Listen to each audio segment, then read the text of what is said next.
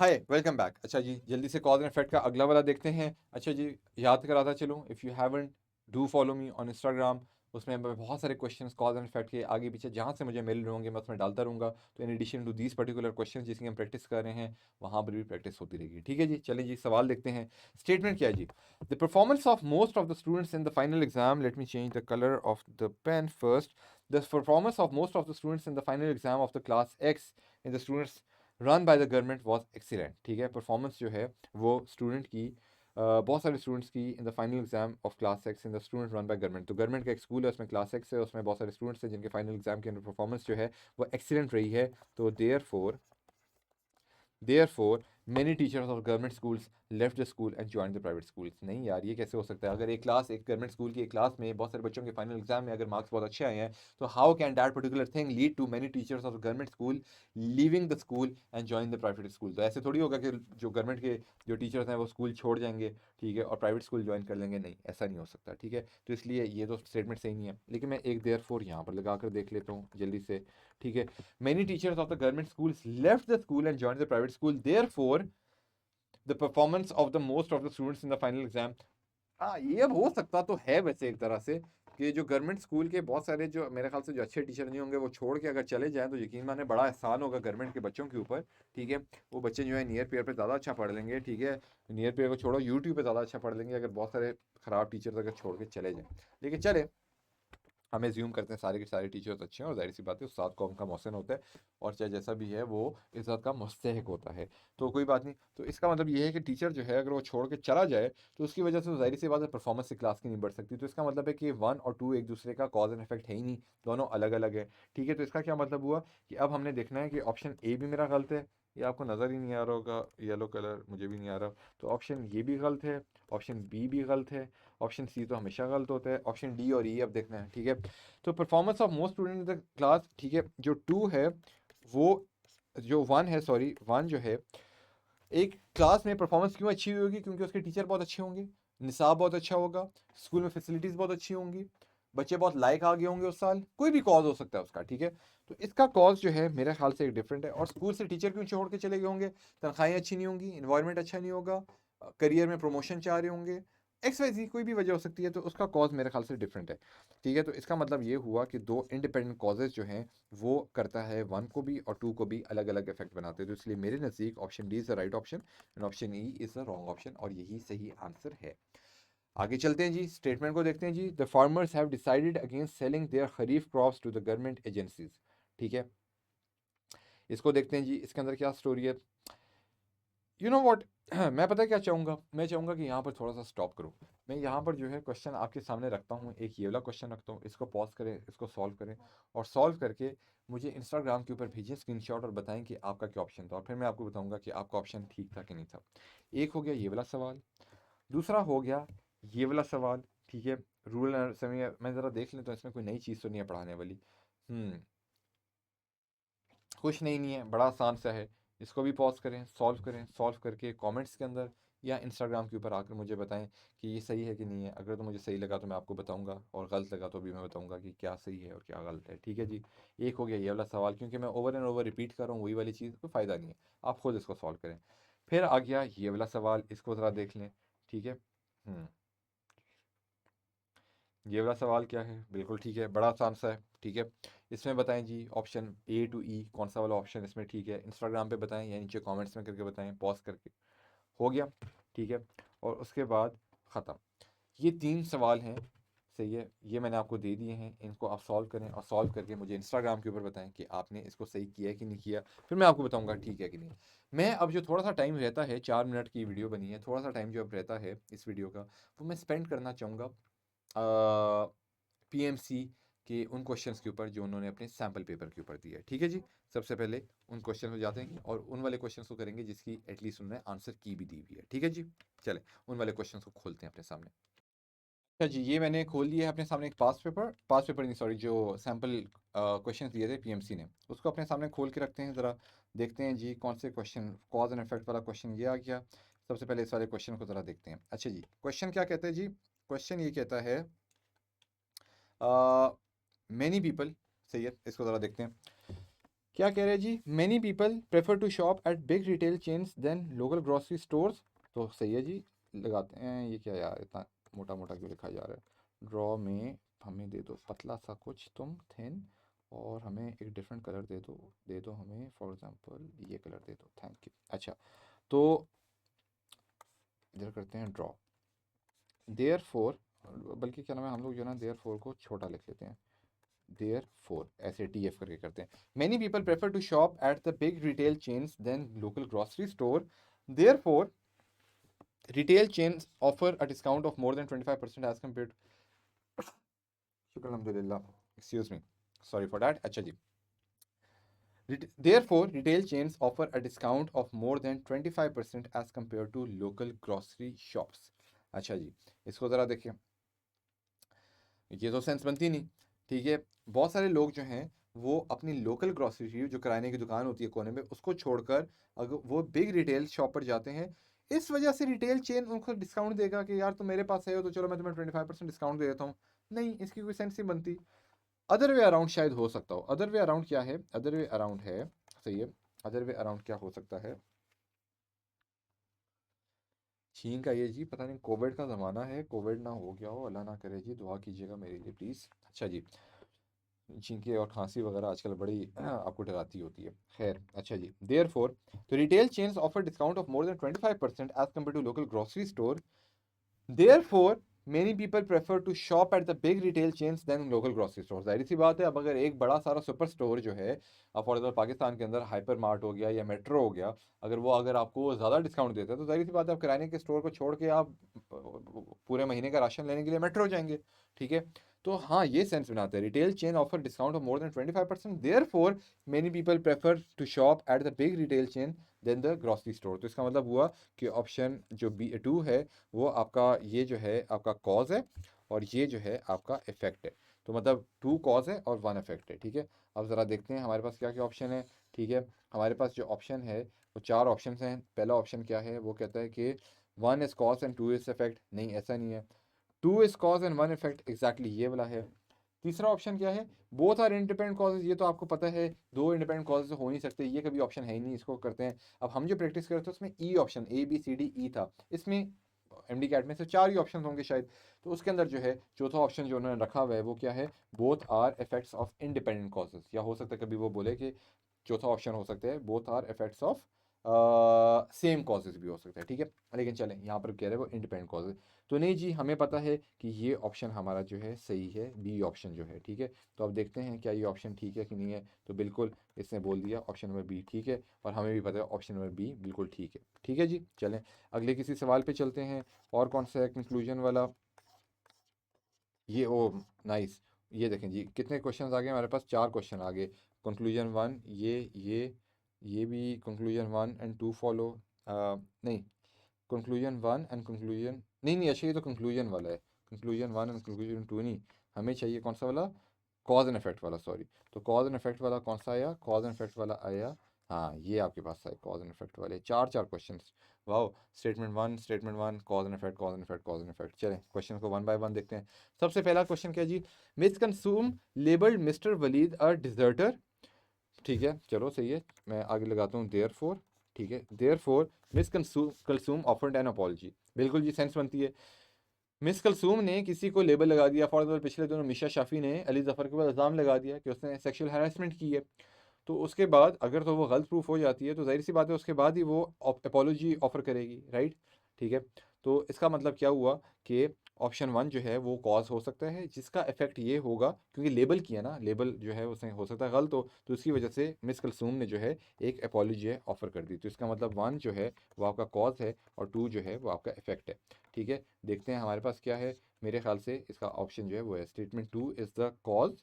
ठीक है, नहीं स्टेटमेंट नहीं नहीं, statement one is the cause. ठीक है, and statement two is the effect. ठीक है, कि उसने मिस्टर वलीद को डिजर्टर बोला। ठीक है, मिस्टर वलीद को डिजर्टर बोला और मिसेस कसूम ने उस वजह से अपोलॉजी ऑफर कर ली। ठीक है, तो मेरे लिहाज से ऑप्शन ए जो है वो सही ऑप्शन है। ठीक है, आगे देखते हैं जी क्या आंसर यहाँ पर लिखा हुआ है। यहाँ पर लिखा हुआ है बी। ओके, ये तो हमारा गलत हो गया, लेकिन आई एम प्रीटी श्योर हमने गलत नहीं किया, हमने बिल्कुल सही किया है। अगर आपके पास अगर ये वाली की पड़ी हुई है तो इसका मतलब है कि ये वाली की गलत होगी, ठीक है। यहाँ पर जो सही ऑप्शन होना चाहिए वो ए होना चाहिए, ठीक है जी। चलें, ये भी आपकी करेक्शन होगी। अगर आपको अगर ये वाली चीज़ तंग करी थी तो अब आपको समझ आ गया कि ऑप्शन बी जो अगर किसी ने भी दी है, अपलोड की है, तो गलत की है, ठीक है। आगे देखते हैं। अच्छा जी, अगला वाला क्या है? Since Amna's baby died at birth she wanted another immediately, therefore Amna abducted, मतलब उसने किडनैप कर लिया, an infant and took it out of the hospital. तो मतलब उसका अपना बेबी जो है उसकी डेथ हो गई, तो उसको आमना को फ़ौरन फ़ौरन जो है एक और बेबी चाहिए ही चाहिए था। सही है। क्या पता अपने मरे हुए बेबी की याद में या उसको दिल कर रहा हो कि बेबी हो, तो उसने क्या किया कि जो दूसरे पेरेंट्स के बेबीज़ पड़े थे उनमें से एक को किडनैप करके वो अपने साथ ले गई। तो Amna abducted an infant and took it out of hospital, ठीक है। जाहिर सी बात है, ठीक है। तो ये आपका वन जो है वो हो गया आपका कॉज, और टू जो है वो हो गया आपका इफेक्ट, ठीक है। तो हाँ, बिल्कुल ठीक है। और इसके अंदर एक और बात भी मेरे जहन में आई थी अभी। हाँ, दूसरी बात क्या आई थी, ये देखें। अगर तो मैं यहाँ पर देयर फोर अगर मैं लगा रहा हूँ तो एक नेचुरली ये भी बन रहा है कि यहाँ पर सिंस आ रहा है। तो आप सेंटेंस की अगर फॉर्मेशन भी देखें तो बिल्कुल सही बन रही है। Since he did this, therefore she did that. Since I slapped you first, therefore you slapped me. तो मतलब सिंस भी एक सिग्नल कर रहा है वर्ड कि ये एक कॉज होगा जिसका इफेक्ट देयरफॉर, फिर उसका एक इफेक्ट आएगा, ठीक है। तो इसका मतलब हुआ कि इसका ऑप्शन क्या होगा, statement one is the cause and statement two is the effect, ठीक है।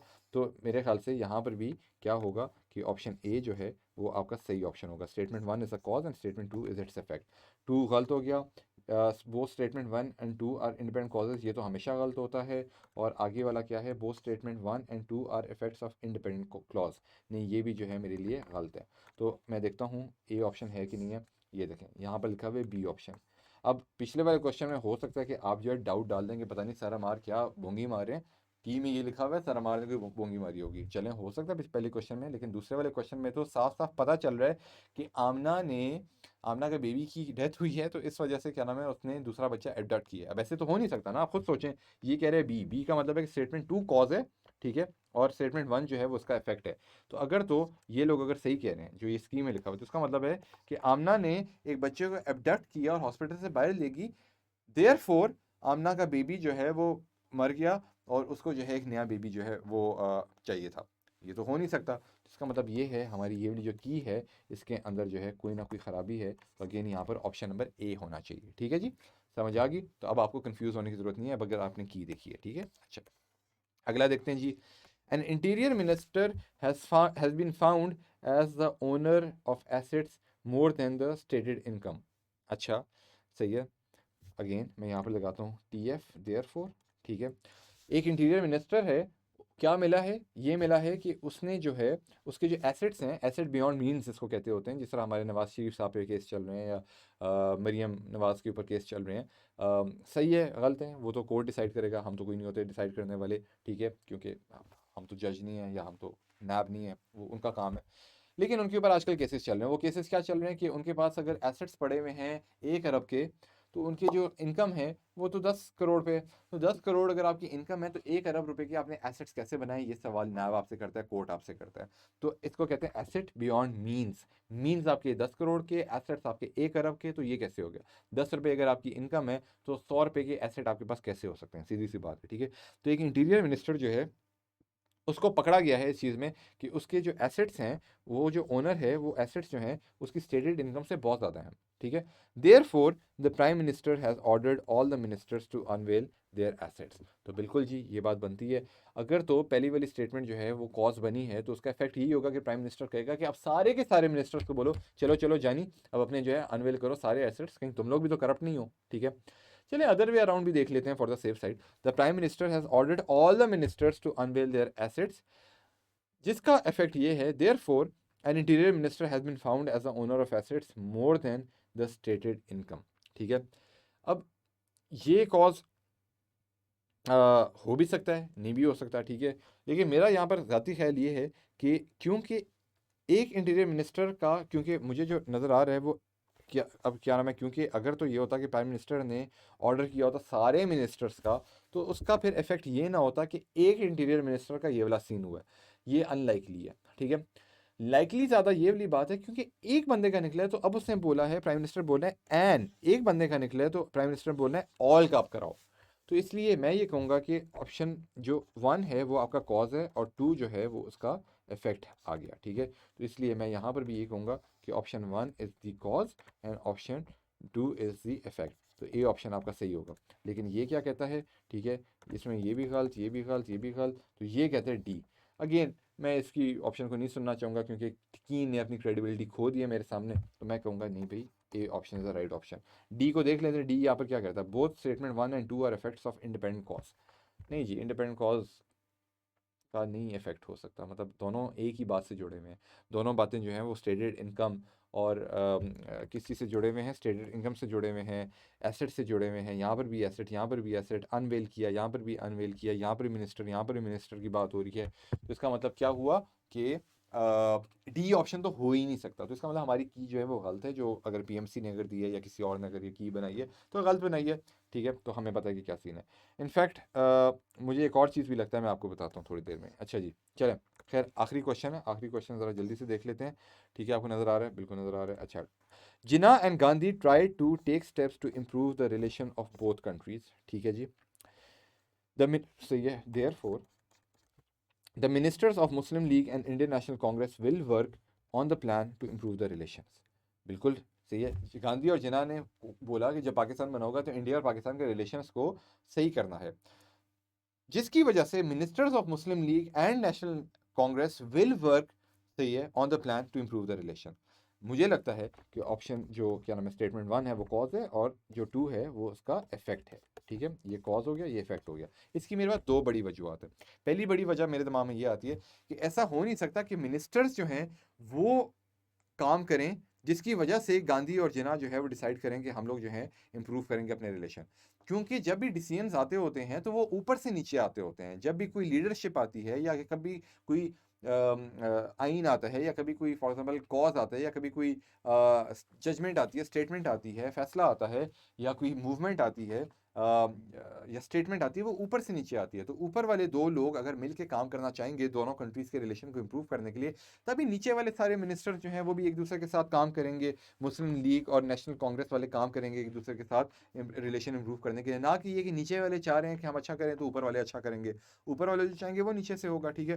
तो एक तो मेरी वजह ये मुझे लगता है कि जिन्ना और गांधी जो है वो स्टेप्स लेंगे तब जो है नीचे वाले लोग जो हैं वो भी आपस में काम करेंगे। एक तो होगी मेरे दिमाग में ये वजह। दूसरी वजह ये कि यहाँ पर लिखा हुआ है विल, ठीक है।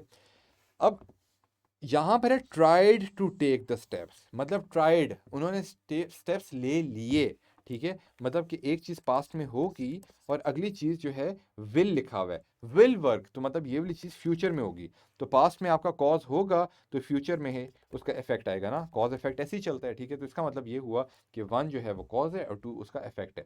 तो इसका मतलब ये हुआ कि मैं क्या बोलूँगा, मैं बोलूँगा कि ऑप्शन ए जो है वो मेरे पास जो है बिल्कुल सही ऑप्शन है, जो ऑप्शन ए है।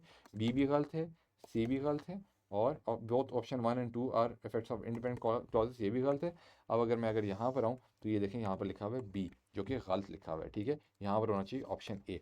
मेरा ख्याल ये है कि जिस बंदे ने की बनाई थी उसने शायद गलती से, अब अगर आप ट्रेंड नोट करें, हर वो ऑप्शन जहाँ पर मुझे ए चाहिए था, ठीक है, ए ए ए, बल्कि क्या नाम है, इस वाले को तो छोड़ दें, फिलहाल इस वाले को छोड़ दें, ए ए ए, मतलब जहाँ जहाँ ऑप्शन ए बनता था, ठीक है, वहाँ पर जो है गलती से बी बी और उसने बी लगा दी है, ठीक है।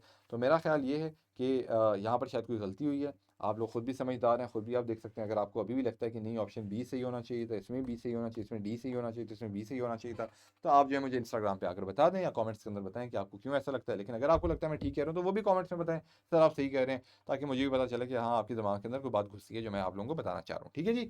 तो इसका मतलब ये हुआ कि हम लोगों ने इस टाइम पे पीएमसी को भी आउटग्रो कर लिया अल्हम्दुलिल्लाह। हम लोग जो हैं बहुत तेज़ हो गए हैं और हम लोगों को सारी चीज़ें समझ आ गई हैं अल्हम्दुलिल्लाह, ठीक है। तो बस यार ये कहानी है, कॉज एंड इफेक्ट मेरे ख्याल से यहाँ पर हमारा ख़त्म हो गया है। बहुत सिंपल था, बहुत मज़ा आया, सिंपल सा टॉपिक है। अब किसी भी किस्म का कॉज एंड इफेक्ट वाला क्वेश्चन आ जाए, आपको आप रेडी होना चाहिए उसको सॉल्व करने के लिए, इंशाल्लाह इंशाल्लाह। तो या this was cause and effect. अगले वाले लेक्चर्स के अंदर हम लोग देखेंगे, हम लोग शायद करेंगे कोर्स ऑफ एक्शन मेरे ख्याल से देखेंगे, ठीक है। कोर्स ऑफ एक्शन देखने के बाद हम लोग कुछ छोटे मोटे टॉपिक्स जो यहाँ वहाँ रह गए हैं उनको जल्दी से देख लेंगे और आपका लॉजिकल रीजनिंग पूरे का पूरा रैप अप हो जाएगा। So congratulations, you survive till this particular point जहाँ पर आपका कॉज एंड इफेक्ट भी कंप्लीट हो गया, ठीक है। तो don't forget to follow me on Instagram amar.ali.ayub and nearpeer.official। बहुत सारे क्वेश्चन, सैम्पल क्वेश्चन मैं वहाँ पर डालता रहूँगा और आप लोग उसमें पार्टिसिपेट कर सकते हैं इंशाल्लाह। और भी बहुत सारे मज़े मज़े की MD कैट से रिलेटेड अपडेट्स और बहुत सारी बातें मैं वहाँ पर करूँगा, ठीक है जी। तो thank you so much for attending the lectures. Inshallah, see you guys in the next lecture. Allah Hafiz.